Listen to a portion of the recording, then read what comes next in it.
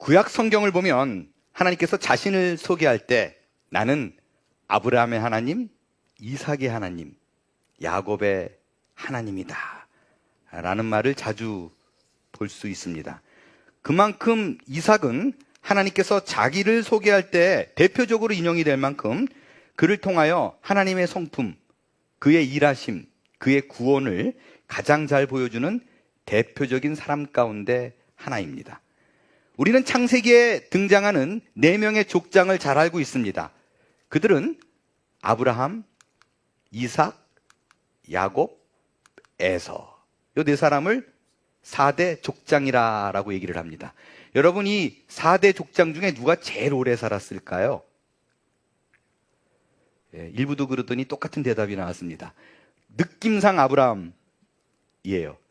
근데 이삭이 제일 오래 살았어요.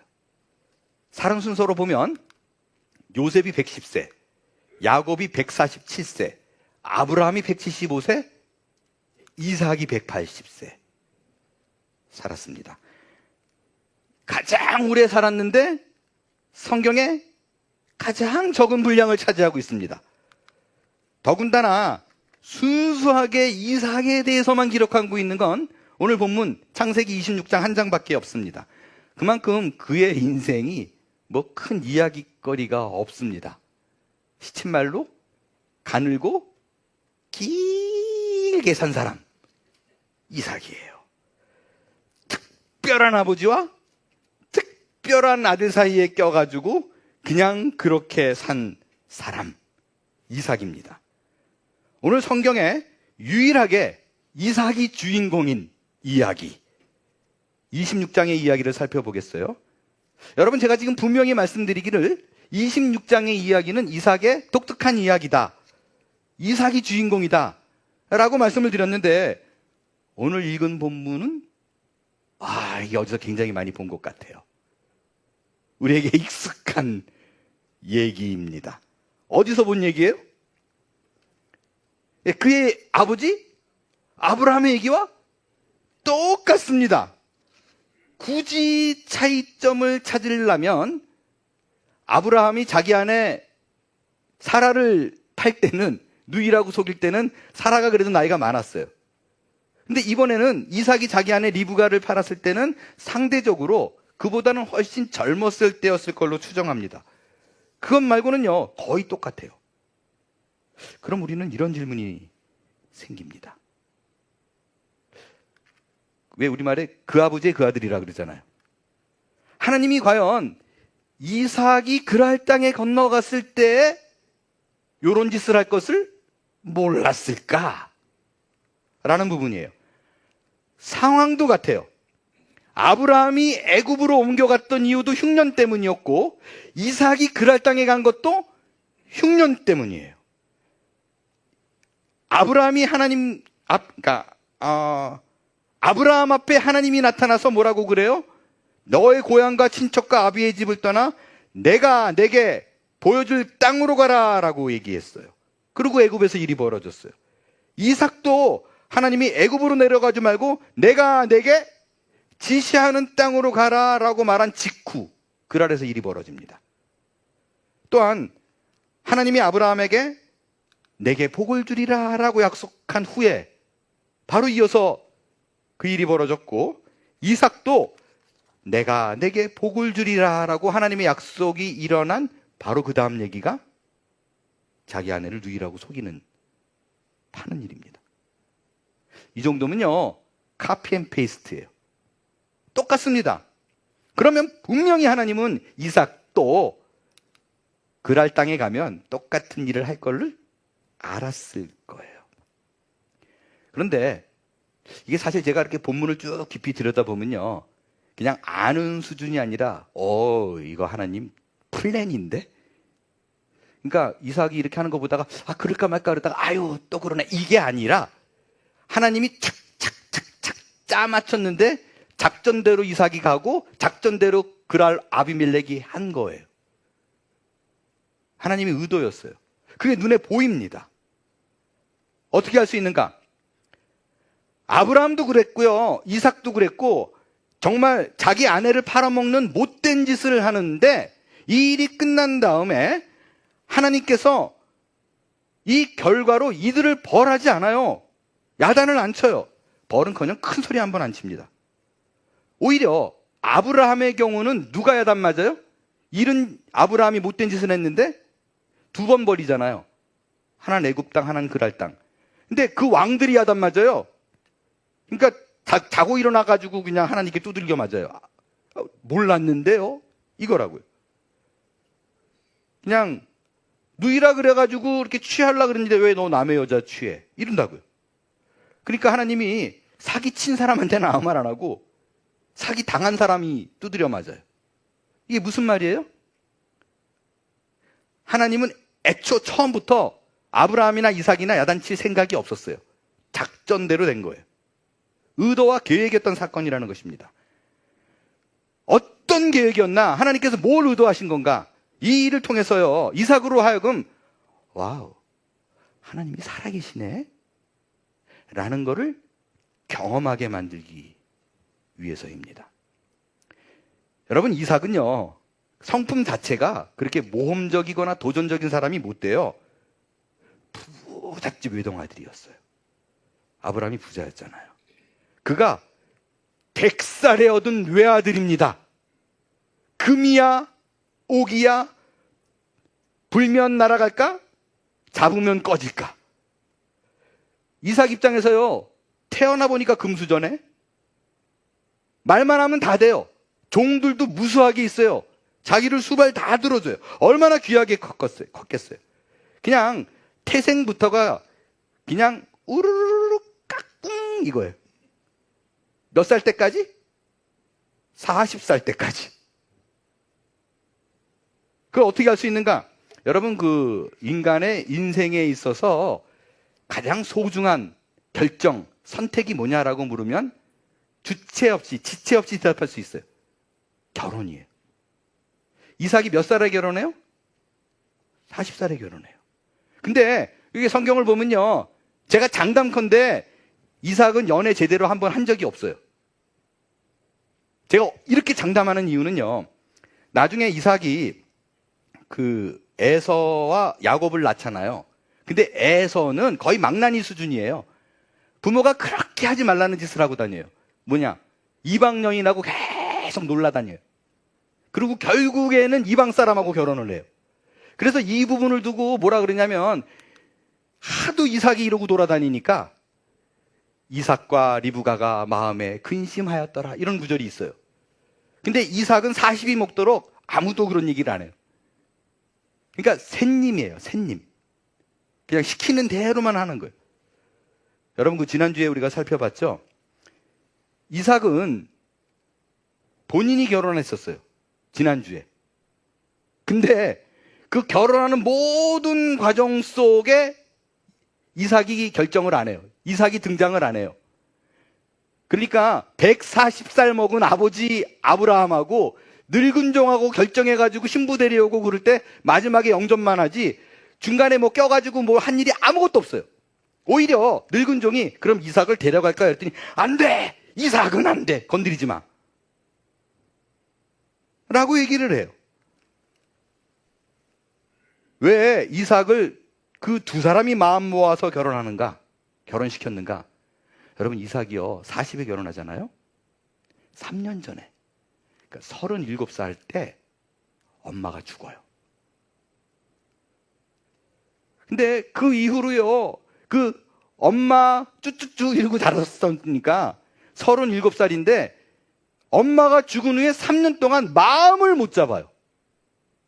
계속 울며 지내요. 그래서 얘 안 되겠다, 빨리 결혼시키자. 그에 대한 방책으로 결혼시킨 거예요. 현대어 성경 볼게요. 현대어 성경 보니까 이 상황을 이렇게 적었어요. 그 노란색으로 하이라이트 한 걸 보겠어요? 리브가는 이삭의 아내가 되었다. 어머니 사라가 세상을 뜬 뒤 마음을 제대로 잡지 못하던 이삭은 리브가를 사랑하여 비로소, 여기 비로소 단어는 없지만 제가 괜히 쑤셔 넣어야 될 것 같아요. 비로소 그 울적한 마음을 달랬다. 그러니까 계속 헤맨 거예요. 3년 동안. 아이고, 우리 엄마 보고 싶어 이러고. 근데 이 구절에서 제가 보니까 더 재밌는 게 있어요. 결혼하자마자 그가 한 행동이 참으로 놀랐습니다. 여러분, 리브가가 먼데 와서 영접해가지고 결혼했어요. 첫날 밤을 어디서 보내는 줄 알아요? 엄마 방에서 보냅니다. 그래서 엄마 방에서 자면서 울적한 마음을 달랬더라. 그러니까 마마보이예요. 엄마 나 결혼했어요 이러고 데려온 거예요. 물론 학자들이 이 대목을요, 어머니 사라가 갖고 있던 그 족장 아내의 권위를 리브가가 이어받는 장면이다 라고 얘기를 하는데, 제가 보기엔 아니에요. 그냥 좋게 얘기한 거지. 제가 보기엔 그냥 마마보이예요. 아무튼 이게 이삭이에요.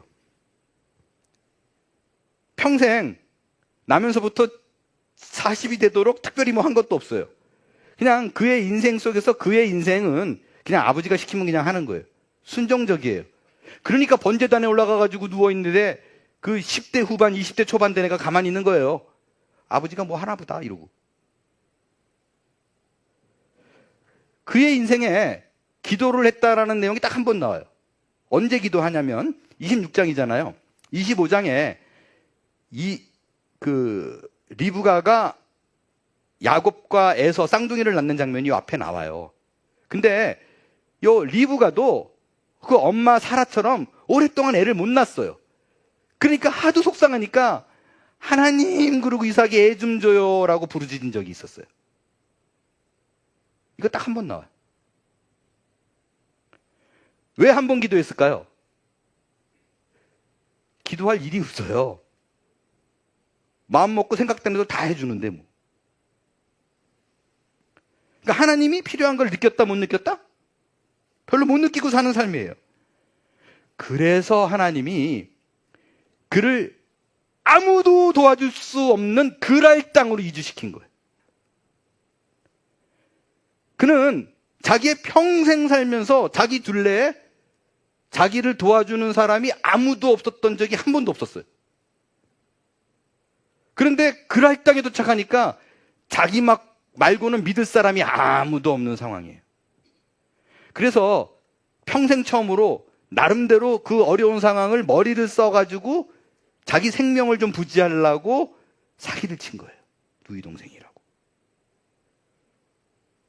근데 그게 이제 아비멜렉 왕한테 걸리잖아요.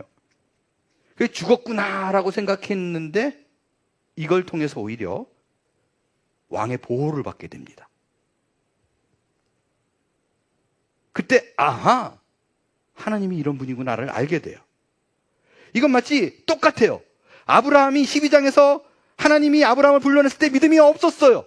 하나도 없었는데 이런 일을 겪으면서 아브라함이 아내를 팔았는데 자기를 야단치고 계속해서 바로 왕 아비멜렉 왕이 버들버들 떠는 거 보면서 야, 하나님이 누구길래 도대체 왕이 떠냐라는 걸로 그의 믿음이 조금씩 성장해 갑니다. 이삭도 지금 딱 그런 경우예요. 하나님께서 아브라함을 이 방법을 통해서 믿음의 사람으로 빚어갔듯이, 그래서 결국에는 믿음의 조상으로 만들었듯이 이삭에게도 동일하게 이 방법을 써가지고 여태까지 경험하지 못했던 그 하나님을, 개인적인 하나님을 만나게 만듭니다. 여러분, 이전까지는요, 그도 하나님에 대해서 많이 알고 겪었어요. 기적을 봤습니다. 그런데 그 몽땅 기적은 다 내 아버지 아브라함의 하나님이 한 일이었어요. 심지어요, 자기가 번제단에 이렇게 누워있을 때 하나님이 아브라함이 딱 치려고 그러니까 아브라함아 죽이지 마, 여기 순양 있어, 예루 대신에. 이거 같이 들었어요. 같이 들었잖아요. 근데 그런 일이 벌어져도 그냥 아버지의 하나님이 한 일이에요. 자기랑 그렇게 피부적인 느낌이 별로 없었어요. 여러분, 우리 중에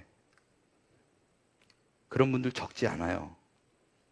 오랫동안 아버지의 신앙, 어머니의 신앙으로 삶의 기적을 체험했지만 여전히 그건 내게 아니에요. 아내와 남편의 신앙으로 하나님이 분명히 계시다라는 건 부정하지 않아요. 근데 그 하나님이 내 아버지라는, 내 하나님이라는 확신이 없습니다. 그리고 늘 입에 고백이 뭐 있냐면 나는 늘 우리 부모님 기도로 뭐가 좀 되는 것 같아. 그러니까 하나님을 인정하는데 개인적인 경험이 없어요. 근데 또 교회 생활은 열심히 해요. 그래서 그를 보는 사람들이 그 누구도 얘가 불신자라는 생각을 못 합니다. 캘리포니아 얼바인에서 개척할 때 일이에요. 개척 멤버가 한 명도 없을 때 오랫동안 알고 지냈던 유명한 아프리카 선교사님의 아들이 그 얼바인 근처에 살아요. 그 가정이. 자주 교제를 했죠. 그 친구 같은 경우에는 어릴 때 원하지 않는 아프리카에 갔어요. 고생을 무지무지 많이 한 거예요. 무지무지 많이 했어요. 아버지가 원망스럽지만 아버지를 방해하는 아들이 되고 싶지는 않아요. 그래서 열심히 그냥 교회 생활을 한 거예요. 그래서 그 친구를 바라볼 때, 이거, 고생을 많이 한 친구라서 개척교회 와도 좀 도움이 되겠다 싶어가지고 계속 오라 그랬어요. 그랬더니 결국에는 왔어요. 제가 하기로는 아마 개척 2번째 멤버였을 거예요. 교회를 와서 잘 섬겼어요. 헌금도 열심히 하고, 몇 없는 교회에 꾸준히 출석도 하고, 전도에 오기도 하고. 선교사님 아들은 달랐어요. 그런데 어느 날 제게 충격적인 고백을 합니다. 저한테 그러더라고요. 목사님, 저는 사실 믿음이 없어요. 하나님이 계실까 잘 모르겠어요. 근데 내가 그거 티내면 아버지 욕할 거 아니에요. 그럼 아버지가 지금까지 이런 게 다 무너진다는 생각하면 끔찍해요. 그래서 그냥 교회 생활 열심히 하는 거예요. 근데 하나님에 대한 믿음이 없어요. 여기서도요, 예수 얘기를 안 해요. 그냥 하나님. 그것도 충격이었는데 애매한 말을 하나 더 했어요. 뭐라고 했냐면, 근데 목사님, 제가 이상하게 일이 잘 풀려요. 그럴 때마다 제가 이런 생각이 들기는 해요. 워낙 아버지가 목숨 바쳐가지고 아프리카 영혼을 사랑하는 마음으로 뛰어드니까 아버지 때문에 위에서 나를 챙겨주나? 이런 생각이 들어요. 그래서 가끔 하늘을 보기는 해요. 이게 아버지 때문인 것 같아요. 왜냐하면 내가 나를 알잖아요. 내 믿음으로는 절대 내가 이런 복 못 받아요.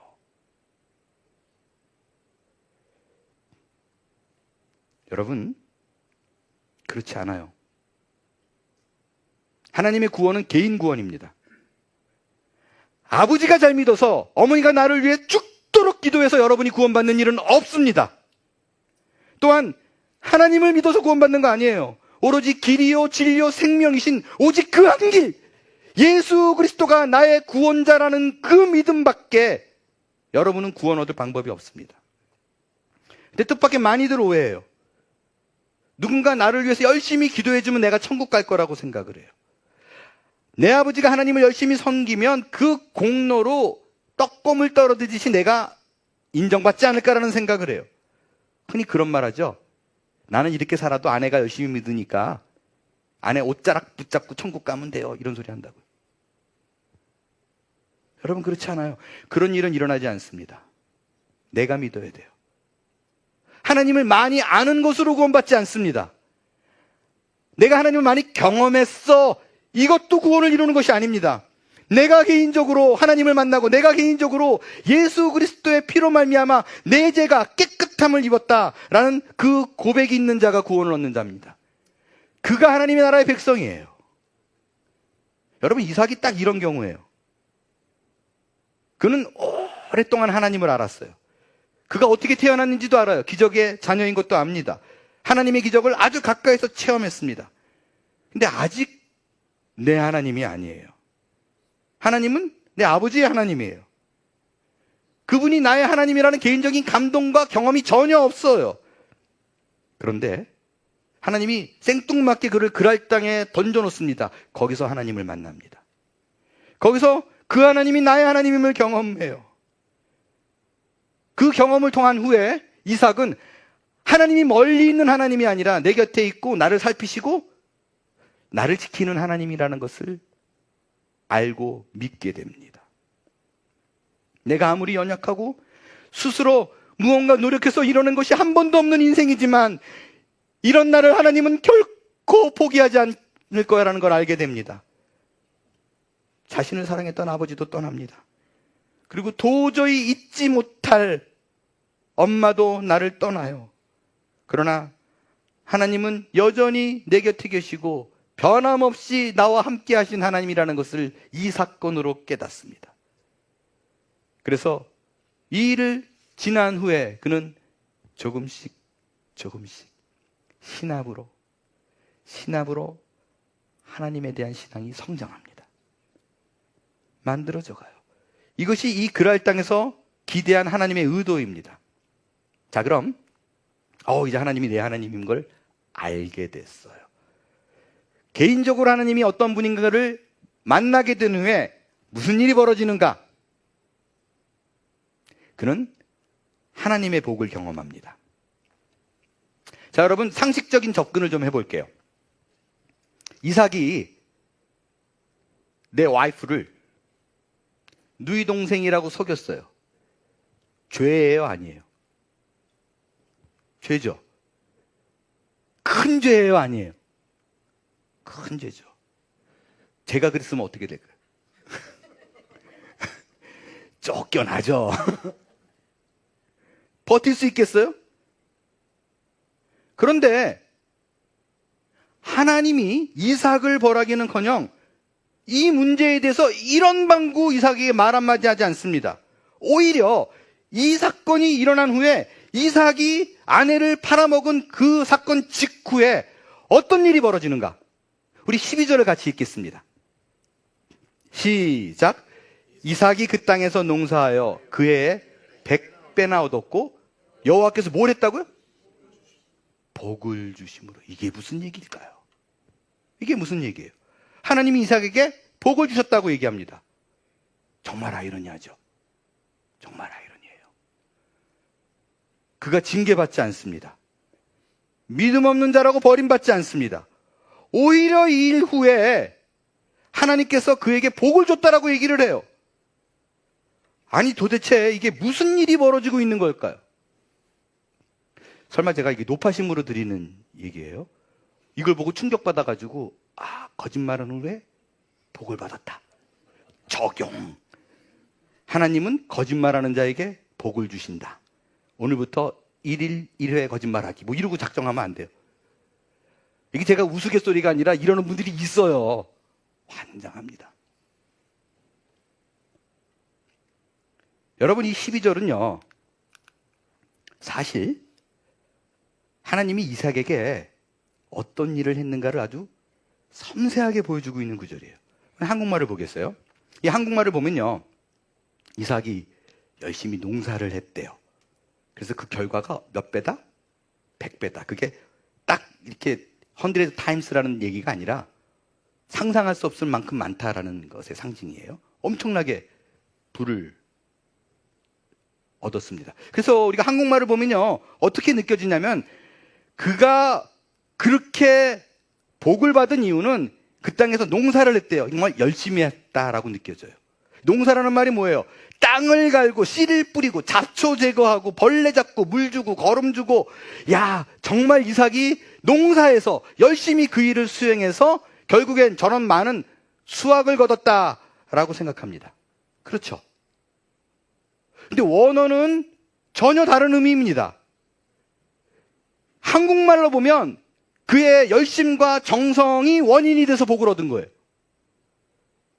근데 원어는 그가 무엇을 한 것이 원인이라기보다 하나님께서 복을 주셨으므로 그게 가능했다라는 것이 훨씬 강조가 되어 있어요.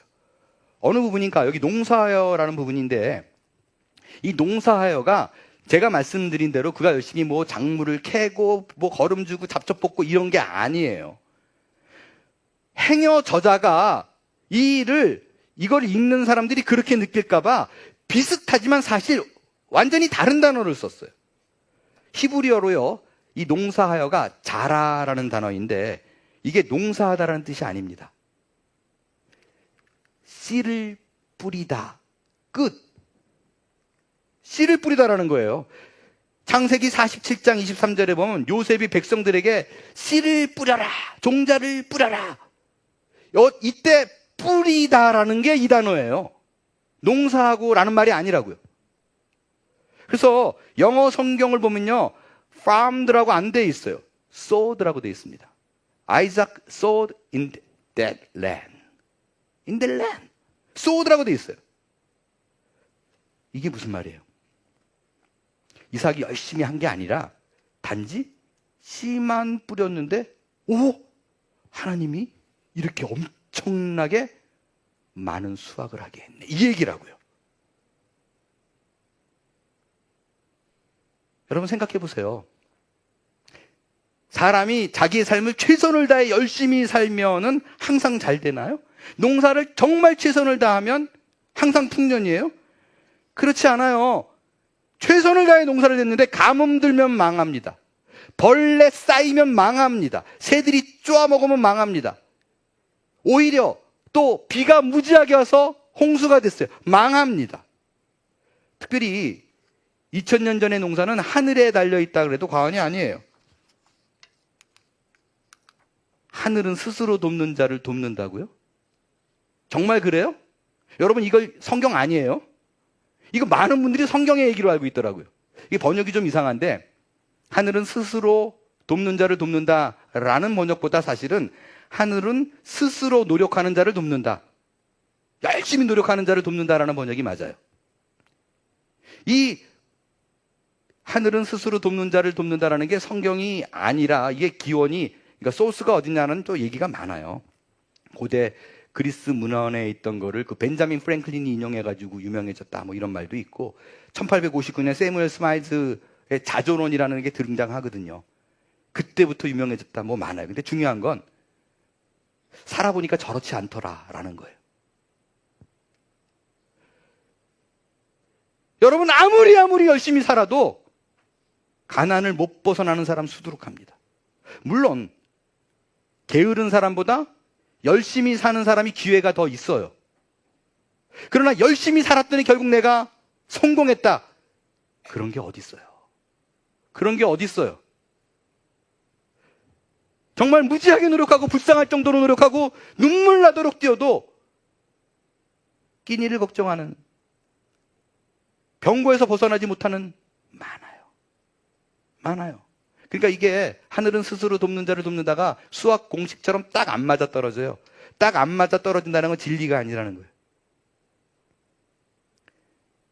그러니까 지금 무슨 얘기예요? 현실은 실제 살아보니까 죽으라고 열심히 노력해도 잘 안 되는 경우가 다반사다. 그런데 이삭은 자신의 노력이 있지 않은데 단지 씨만 뿌렸는데 부유하게 되더라. 복을 얻었더라. 이유가 어디에 있더라? 하나님으로부터 근거한 거다 라는 거예요. 그러니까 언어로 보면 씨를 뿌렸다, 얻었다, 이 사이에 하나님이 일하셨다가 있는 거예요. 이걸 바울이 고린도전서에서 이렇게 얘기합니다. 나는 심었고 아볼로는 물을 주었으되 오직 하나님께서 자라나게 하셨나니, 그런즉 심는 이나 물 주는 이는 아무것도 아니로되 오직 자라게 하시는 이는 하나님 뿐이라. 영적으로도 원리가 똑같다는 거예요. 여러분, 이게 얼마나 대단한 이야기인지 조금 더 깊이 들어가 볼게요. 제가 늘 드리는 말씀이지만 우리는 성경을 볼 때 안 좋은 습관이 있습니다. 그건 뭐냐면, 성경을 읽다가 누군가 복을 받았다라는 말이 나오면 나도 복 받고 싶어. 그래서 어떻게 생각해요? 그 원인을 자꾸 사람에게 추적합니다. 얘가 뭐 했길래 이런 복을 받은 거야? 이 법은 역시 마찬가지로 사람들이 해석을 해요. 이삭이 복을 받았네? 근데 아무리 눈 씻고 찾아봐도 이삭이 한 게 없어요. 아내만 팔아먹었어요. 그러면 이건 이삭이 한 짓이 아니다, 이삭의 때문이 아니다라는 결론이 내려요. 근데 안 편해요. 원인을 막 추적해. 왜 그럴까? 그러다가 뭐가 나와요? 아브라함이구나. 그래, 아브라함 때문에 이삭이 복을 받은 거야. 이건 마치 앞서 선교사님의 아들이 내가 지금 복 받는 건 아버지 때문이에요 라고 생각하는 것과 똑같아요.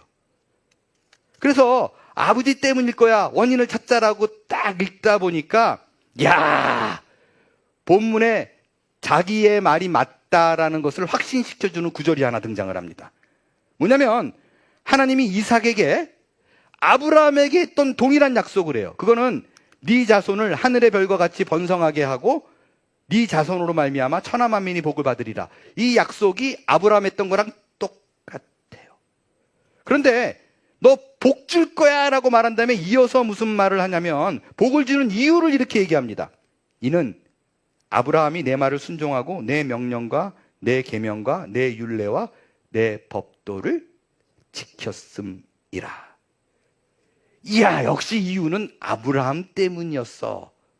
여러분, 이 구절이 사실 엄청나게 위험한 구절인 게, 이 구절 때문에 가게에 흐르는 복, 가게에 흐르는 저주가 나온 거예요.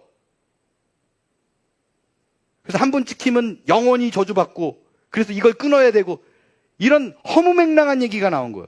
잘못된 해석 때문에. 여러분, 이건 이 구절을 오해한 거예요.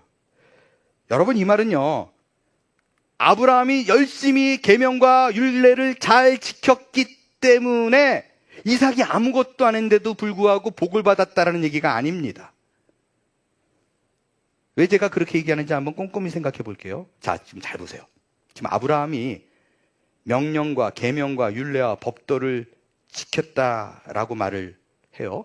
이 말을 보면 어떤 생각이 들어요? 그래, 아브라함이 살면서 십계명도 잘 지키고 모든 율법을 철저하게 순종하고 나가고, 이렇게 생각이 돼요. 근데 이게 말이 안 되는 게요, 아브라함 시대에는요 율법이 없던 시대예요. 율법이 언제 생겼는가? 이때로부터 500년이 지난 모세 때 생겼어요. 모세가 시내산에서 십계명 받은 이후에 율법을 나열해가지고 613가지가 그때 생겼어요. 그러니까 이때는 없었다고요. 그러니까 계명을 지켰더라, 십계명을 지켰더라, 말이 안 돼요. 여러분, 이걸 왜 저렇게 표현했는지를 알아야 돼요. 자, 창세기 쓴 저자가 누구예요? 모세예요. 맞습니다. 모세가 누구를 대상으로 썼을까? 이걸 읽는 사람이 누구였겠어요, 당시에? 이스라엘 백성이에요. 언제 썼나?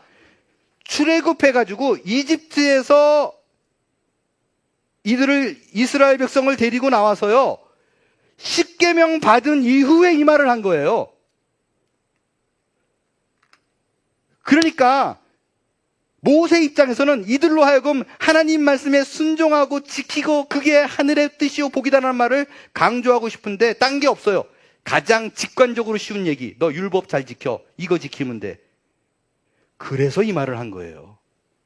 실제적으로 아브라함 시대는 율법이 없었다고요. 그럼 또 다른 부분을 생각해 볼게요. 그래, 계명은 없었다고 치자. 그럼 아브라함이 순종 잘했어요?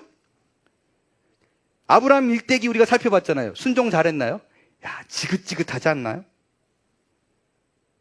정말 무지하게 말 안 듣던 인생이 아브라함이었었어요. 해도 너무했어요. 믿음이 없는 자를 설득하고 또 실패하면 또 끌고 오고 또 설득하고 또 끌고 오고 끌고 가고 결국 믿음의 조상 만든 거잖아요. 야, 그렇네. 그렇다면 아브라함이 순종했다는 말은 뭘까? 여러분, 아브라함의 인생 전체를 두고 봤을 때 그가 순종을 잘한 게 딱 한 번 있어요. 기가 막힌 순종. 뭐예요? 이삭을 번제단에 바친 사건. 그거 하나 기가 막힌 순종을 했어요. 그 순종을 통해서 복을 받았어요. 그러면 결국에는요, 이걸 구속사적인 관점에서 보면 아브라함이 자기 아들 이삭을 바쳤을 때 어떤 일이 벌어져요? 하나님이 스탑! 그러고 그 아들 이삭을 대신해서 본인이 준비한 제물을 갖다가 대신 바칩니다. 바로 그 얘기예요. 결국에는 아브라함이 순종해서 복을 받았다라는 얘기는 이삭의 번제단에 바쳐진 그 사건 얘기고, 그 순종을 통해서 결국엔 하나님이 준비한 제물을 드쳐서 너희가 복을 받았다. 그 준비한 제물, 예수 그리스도의 십자가입니다. 그러니까 아브라함이 순종해서 복을 받았다라는 것은 구속사적인 관점에서 보면 예수로 말미암아 그가 복을 얻었다라는 얘기예요. 평생 아브라함은 잘한 것이 없는데 그 순종 하나로 복을 받았어요. 근데 지금 이삭이 똑같아요. 아무것도 한 것도 없고 그의 성격으로 봤을 땐 앞으로도 잘한 게 별로 없어요. 뻔해요. 그런데 하나님이 그에게 아브라함의 복을 허락합니다. 어떻게 그게 가능한가? 거기에 바로 예수 그리스도가 있습니다. 그분의 희생과 그분의 십자가 보혈로 인하여 주어진 하나님의 은혜가 그의 복의 원인이더라, 이유이더라 라는 얘기예요. 여러분, 하나님께서 지금 이삭에게 이렇게 약속하고 있는 거예요. 네 아버지 아브라함처럼 내가 너와 끝까지 가겠다라는 것입니다. 은혜로 너를 안고 가겠다는 거예요. 여러분, 지금 이 모든 얘기는 하나님이 이삭에게 이렇게 말을 하는 겁니다.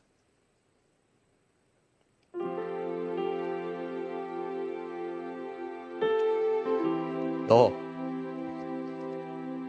네 아내 리브가를 너희 동생이라고 말하고 나서 괴롭지. 너 실망스럽지. 그렇게 말하고 나니까 네 스스로가 너무 원망스럽지 않아? 가증스럽고 속상하지. 그리고 아마도 너는 나는 희망이 없는 인생이야 라고 생각될 거야. 그런데 이삭, 너 걱정하지 마. 너 그거 알아? 네 아버지도 그랬다?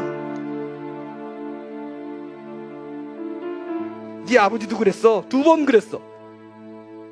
근데 내가 네 아빠 안 버렸어. 너도 안 버릴 거야. 네가 아무리 세상 물정 모르고 약하고 눈치 보고 바보 같고 한심해도 걱정하지 마. 난 너 안 버려. 네 아버지 아브라함에게 준 동일한 복을 너에게 줄 거야. 내가 너와 함께 할 거야. 그러니까 나를 믿고 따라와. 알았지? 여러분, 지금 하나님이 이 말을 하고 있는 거예요. 그럼 하나님께서 약속한 대로 구체적으로 이 약속을 어떻게 지키는가? 그 방법이 뭔가? To be continued. 그건 다음 주에 다룹니다. 다음 주에 이삭의 마지막 이야기로. 과연 하나님께서 약속하신 이 약속이 어떻게 그를 빚어가는가를 다루게 될 것입니다. 아무쪼록 우리 가운데 지금 현실이 고통스럽고 지치고 힘들더라도 나의 상태와 형편에 상관없이 나를 붙들고 계신 하나님을 바라볼 수 있게 되길 바랍니다. 그때 우리는 하늘로부터 말할 수 없는 큰 은혜가 나를 덮고 있다는 것을 발견하게 될 줄로 믿습니다. 일어나 찬양하겠습니다.